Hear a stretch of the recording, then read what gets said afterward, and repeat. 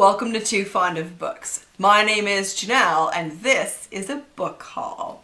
So there's two separate things going on here. One, Book Depository had a sale on their mystery books. So of course I had to buy some stuff. And then I also have 4 books to show you that I got at Salvation Army. I ran in there kind of before my first treatment, while I could still, before I had to be really careful. I have to be really careful now about infections and stuff. So anyway, so I ran in there and I had like a gift card to spend, and so I found 4 books.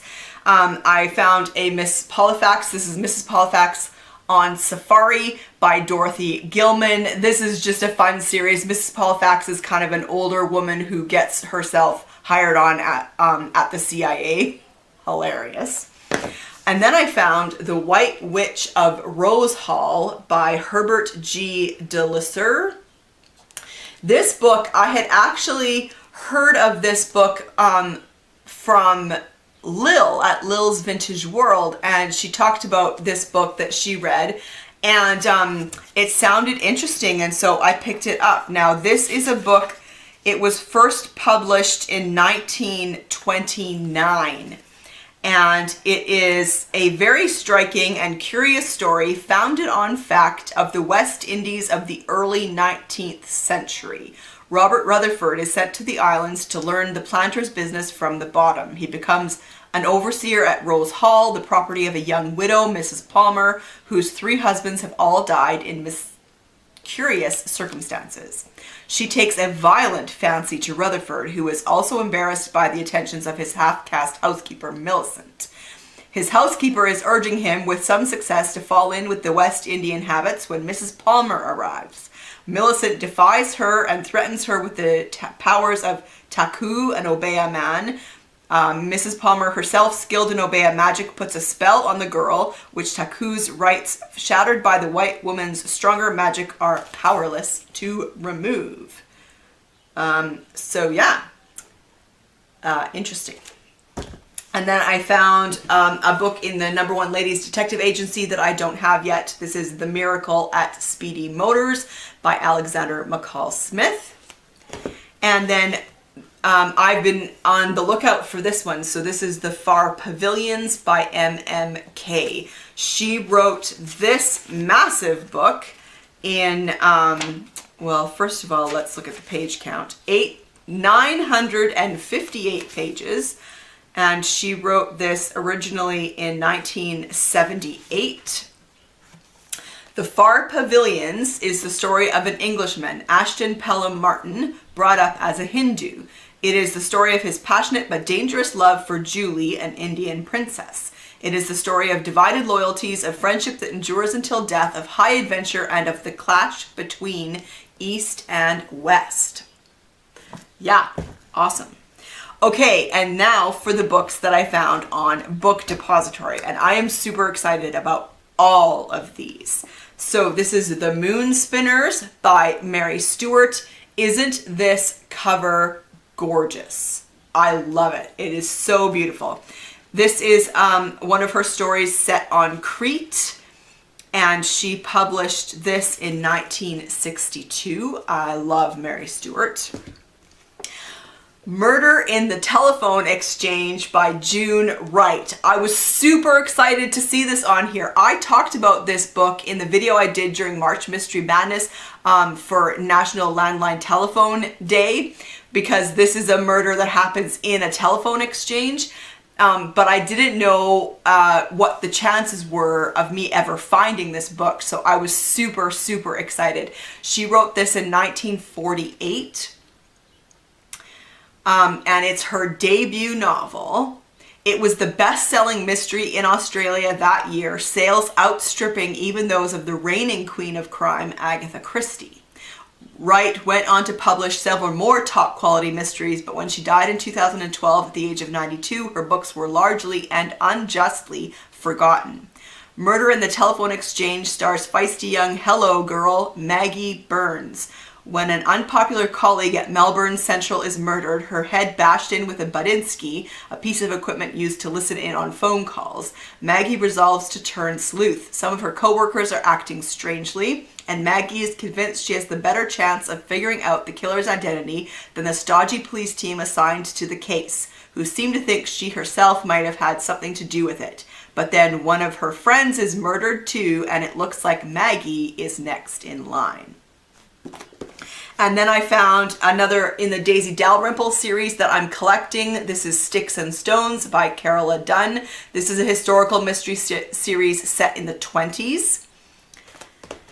And I found a Georgette Hare. I'm also collecting her, and this is one of her mysteries. Behold, Here's Poison. And this is from 1936. When Gregory Matthews, patriarch of the Poplars, is found dead one morning, imperious Aunt Harriet blames it on the roast duck he ate for supper. I have a sneaking suspicion it wasn't the duck. And then I found The Singing Sands by Josephine Tay. I'm also trying to collect hers, and I have most of hers now. Again, gorgeous cover. This was published in 52, I think. Yes, 52. On his train back to Scotland for a well-earned rest, Inspector Grant learns that a fellow passenger, one Charles Martin, has been found dead. It looks like a case of misadventure, but Grant is not so sure. Teased by some enigmatic lines of verse that the deceased had apparently scrawled on a newspaper, he follows a trail to the remote Outer Hebrides. And though it is the end of his holiday, it is also the beginning of an intriguing investigation into the bizarre circumstances shrouding Charles Martin's death. I found another in the John Shakespeare series by Rory Clements. This is Prince. This is a historical mystery series. John Shakespeare is William Shakespeare's brother, I believe, or cousin. I think brother. Spring 1593. England is a powder keg of rumor and fear.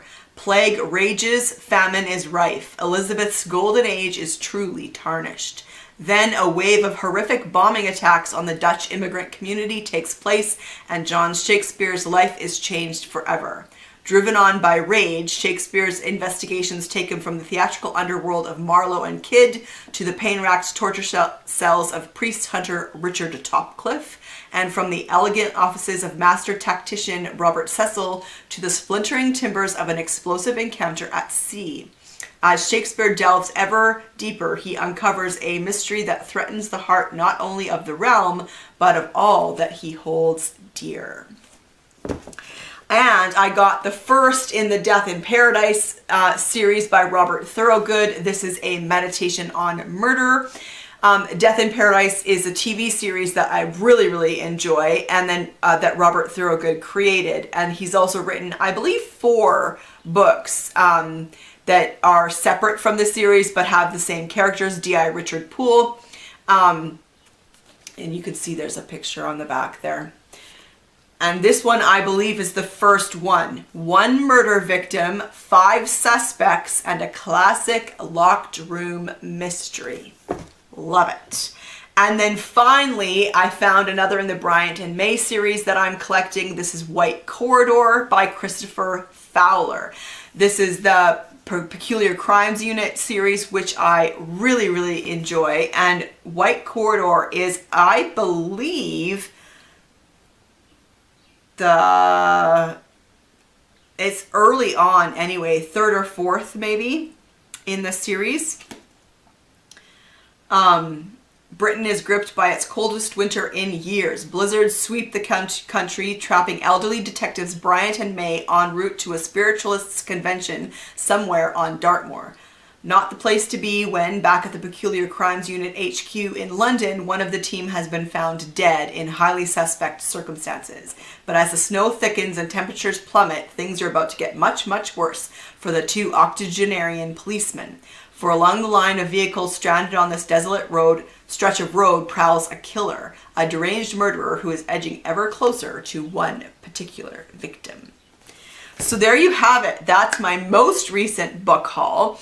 Have you read any of these books? I would love to chat with you about them in the comment section down below, and I am super excited to get to all of these books. So yeah, that's it for me for now, and I will see you for another video soon. Bye.